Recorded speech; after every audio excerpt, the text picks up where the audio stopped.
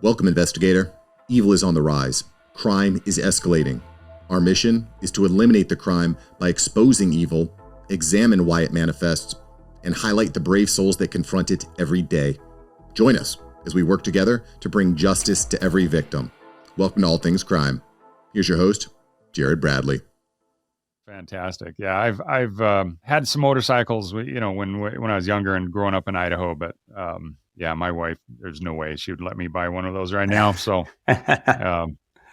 anyway, yeah, my gosh, Paul, I could talk to you all day, but I know you're a busy man and don't want to keep you too much longer. But one thing, as a former military man, went through, Ranger training and all of that. And I have to ask you about, and especially because there's so many, police officers, sheriff's deputies that listen to the show.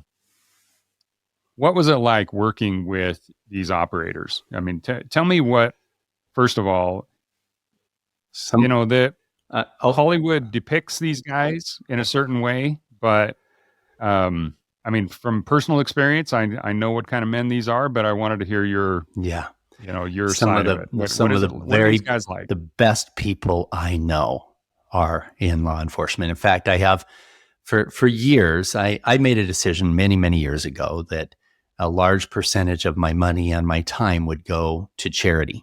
I made that decision in my early 20s. And at first I'm like, okay, where do I donate it? Do I give it to the Save the Trees? Do I give it to the guy on the side of the street that's asking me for drug money? What feels right? And I decided to focus in two areas. Number one, anything that had to do with children. And number two, anything that had to do with the men and women who are putting their lives on the line to preserve my way of life and my freedom. And so I'm an honorary colonel for the Unified Police Department and the Salt Lake Police Department. Really good men and women that I've had opportunities to serve with in some undercover work. We've had a few of their deputies that have come and helped us in some of these operations. Sean Reyes here in Utah, we've done a bunch of stings. His team is behind this in better than anybody that I've ever seen in eradicating trafficking here in Utah and fighting that and fighting it on a global scale as well. He helped to change some laws in Washington that made it easier for us to do that job. I also am a board member for the Federal Enforcement Homeland Security Foundation, which pays for the funerals of fallen federal officers. I've worked with the 1033 Foundation in Utah that also pays for fallen officers here, pays for their funerals and family expenses, etc. Because those, in fact, the only businesses that I invested in after I retired from Bridge and I was doing the undercover work, I invested in a company specifically for the reason of keeping our officers safe. It was a bulletproof armor company that does bulletproofing for the police cars and the vests and everything else. Because if my money can go not only from a charity standpoint, I would rather not be giving the money to a funeral. I'd be rather take that same money and invest it into protection so that that officer can stay safe, because I have so much love and respect for the good men and women in law enforcement. And I will say this, some of our former special operators, our military guys, and they weren't as good undercover because they were trained with their night vision goggles and their backup support and their guns and everything else. When you're face to face with traffickers, you don't have those weapons, right? You're there with your hands and your mind and your communication with them. And so, and you don't have somebody up on a rooftop with a gun that's protecting you from your backside. You don't have that. You're out in some pretty dangerous areas. And there's many good men and women in law enforcement that have been a part of that. And when we go into country, we don't go in Rambo style. Hey, we're going to go find these kids. No, that we start with sitting down with the head of the federal police, the head of anti-trafficking nationwide. And we say, listen, here's the deal. We will pay for everything. we will do a lot of the work and we will train your people. And we will give you the credit because your country can't know that we were undercover. They have to think that your officers arrested 20 traffickers, 20 Americans, and rescued more than 100 children. And then your people will create a motivation and support for your good men and women to continue that when we're gone. Those are the real heroes that continue. In fact, months later, after the Cartagena, Colombia one, the one that was depicted in the movie, we had operators go back in and ask, talking to the guys on the street, the guys selling cocaine, figuring out who was still selling kids. And they said, "Oh no, didn't you hear? The Colombian, the police have shut that down. They arrested all those Americans months ago. And since then, they had done 5 additional stings on their own without our help, rescuing hundreds of more children and really focusing on cleaning up the problem in their country." So those are the guys who put their life on the line every single day. And I respect you so much. Yeah. Yeah. I've worked with, police all over the world, and all of them, they may have different levels of training. They may have different capabilities, but I think all of them have the same desire in their hearts to keep their communities safe. They want to serve. They want to do it. Like I said, just like the military, nobody goes into the military for the money. Yeah. and nobody goes into law enforcement for the money either, because it's just not there. But the reward is knowing that they have kept somebody safe. And but those guys, they are fighting the good fight, but man, they are up against some serious problems, and defunding and DAs that won't prosecute them when they bring them in. I mean, some of these guys that I talk to that are in these big agencies and really big jurisdictions, it's almost depressing. They spend months tracking a drug guy, a drug dealer, or even a sex trafficker or somebody like that, and then they finally get them. They've got all sorts of evidence. They bring it in, and the guy's out on the street before the ink on their warrants and everything is even dry. And Yeah. it's incredible that they're just, it's almost like the bringing this movie to light. Their every single effort is blocked, and there's people fighting against it to actually, bring it out. And good and evil is always going to be out there. That battle is always going to exist. We've all heard the adage that all evil has to do to succeed is for good men and women to do nothing. Yeah. And I think that movies like The Sound of Freedom and discussions like this are what kind of exposes it and motivates people to actually do something.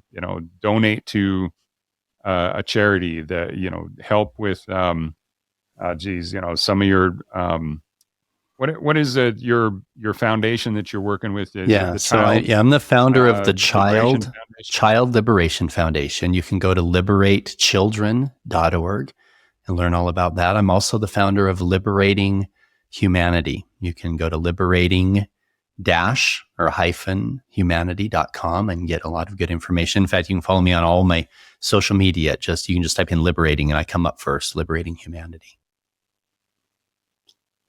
Yeah. So if you are out there and you have any sort of resources, please go to these websites. Thank you. And donate. You may not be able to physically do anything. And like Paul said, putting on your camo and your, pulling your weapons out of your safe and heading down to Colombia to go find some missing children isn't the way to do it. There's operations in place that with more funding, they can find more children. Yeah. But one last thing, Paul, and we can make this quick. The cutting off the head of the snake is obviously the most important thing. So with the United States being one of the primary draws for child sex trafficking, how do we, Epstein was just the supplier. I look at him as the same as like that trafficker you were talking about down in Colombia that they portray in the movie. Mm-hmm.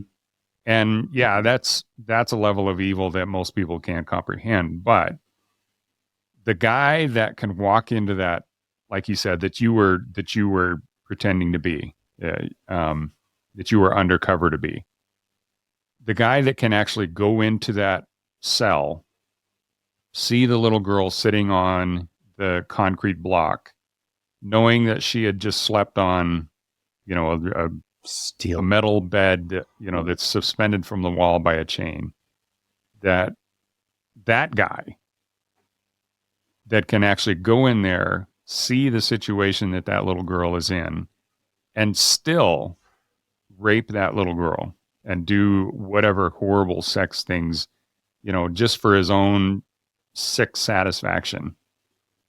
That guy is the one that we need to, take care of. Yeah.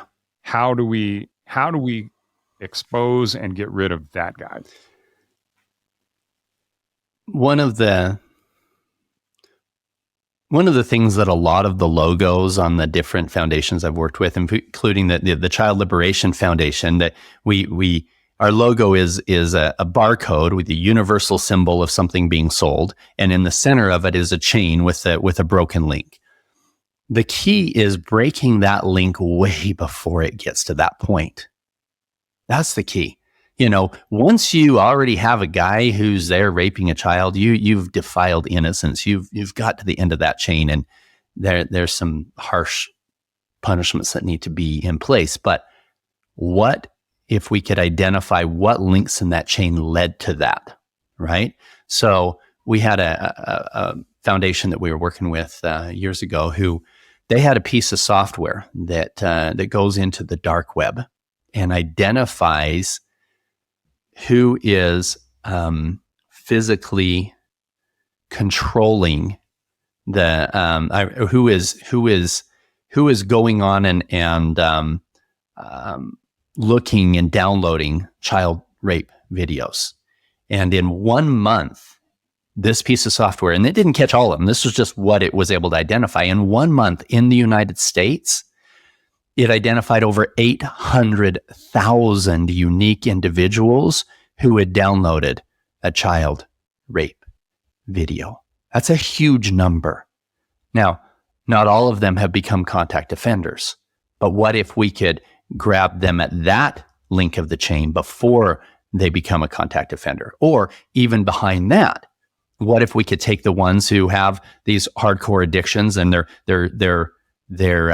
starting to look at rape videos and stuff like that, and give them the tools they need to step off of that path. There's so many things that we can do to break that chain before the end result happens.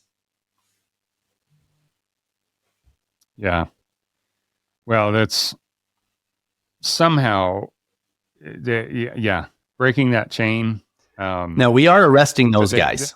Once they've crossed that one, we've got guys all over the country working with law enforcement, working in other countries that are taking guys who are you could throw something up on a teenage chat group, and these guys are just surfing through it, and you throw up one little comment that looks like you've got a 13-year-old interested in hooking up with somebody older, you'll have a whole bunch of responses really quickly. And then you can set up stings and take all of those guys down. Wow. Well, frankly, I think once people make that level of, they've gone down the path that far, I think the fear of being exposed is the only thing that might turn them back. Yeah. Because I think once they've gone that far, if they're unhindered, they won't stop. I don't think they can stop. And so that's a full level addiction that without a major intervention, they're just not going to be able to. And I think exposure, and them being caught basically is the only fear that might turn them away. Stop them. Yeah. But some kind of major intervention. But like you said, we have to cut the head of the snake off. So and just being aware of it, I think, and some of the pearls that you've given us today are just fantastic, Paul. And I can't tell you how much I appreciate coming on the show and talking about it. And I know my audience is going to take these, what we've talked about today and share it and get it out there. So thank you. Please, everybody, go to Paul's different foundations and donate if you can, but definitely help us spread the awareness. Go see The Sound of Freedom. It is a fantastic movie, and it's a great depiction, I think, and a realistic depiction of what it is and how horrible it is for these children out there. And it's got to stop. It has to stop. I honestly, I don't believe that God will, he will not forgive us for this if we don't do everything we can to stop it. So, Paul, any last words? Thank you, Jared. Grateful to you. Grateful to all the men and women in law enforcement that listen to your show as well, and anybody who is using their time and their resources to fight this battle, to keep people safe, and especially to keep our children safe. So thank you. All right, guys. Appreciate it. And Paul, we will hopefully run into you in the near future. Look forward to it. Thank you, Jared. Thanks for joining us. Your attention today brings us one step closer to exposing and eliminating the evil that brings crime to our communities. Hit subscribe and share this episode. Together, we will bring justice to every victim.